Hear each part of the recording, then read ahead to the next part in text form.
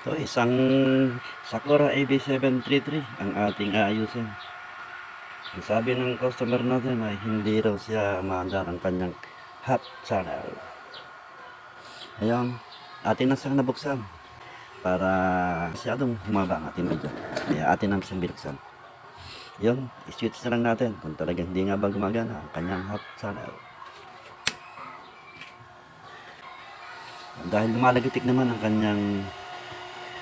kanyang relay, ay nakakasiguro tayo na buo itong kanyang bulb ng amplifier. Dahil lumalagitik naman. Switch natin ulit.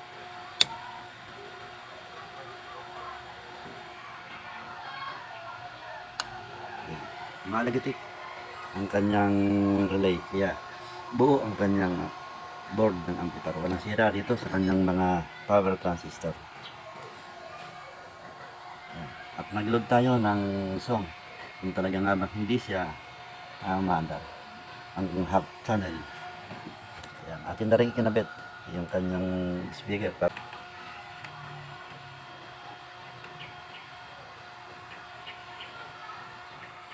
Play.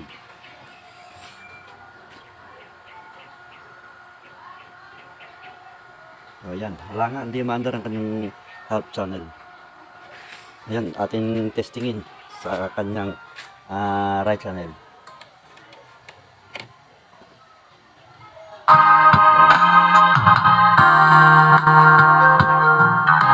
Padang sa kabila. Ayan, talagang wala. Hindi maandar ang kanyang channel. Mahinang-mina, halos bubulong-bulong.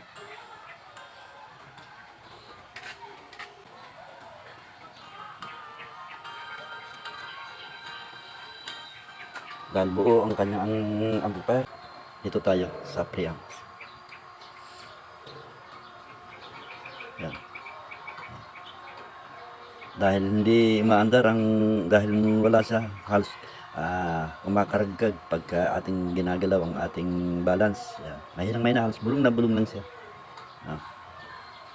Kaya ito ang ating bubuksan para palitan ng kanyang mga potentiometer. Ayan, ay atin lang siyang testerin. Ayan, buo ang kanyang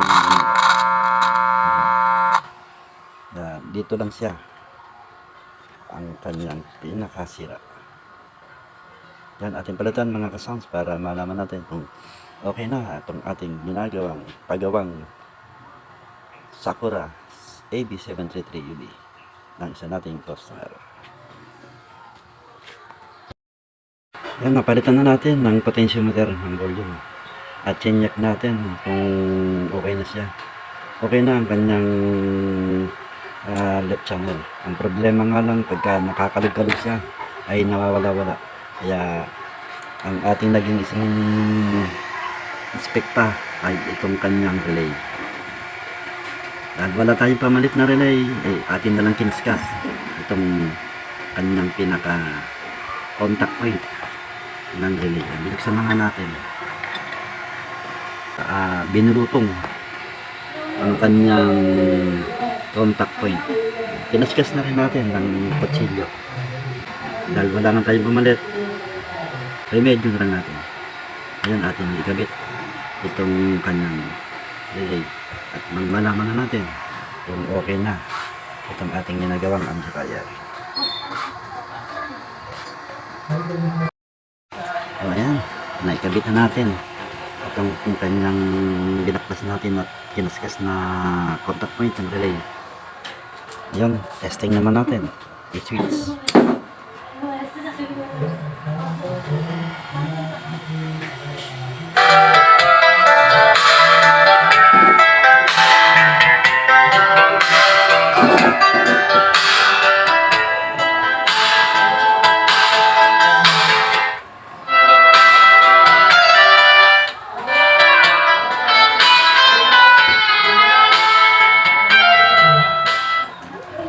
Ayan mga kasounds, okay na itong ating relay.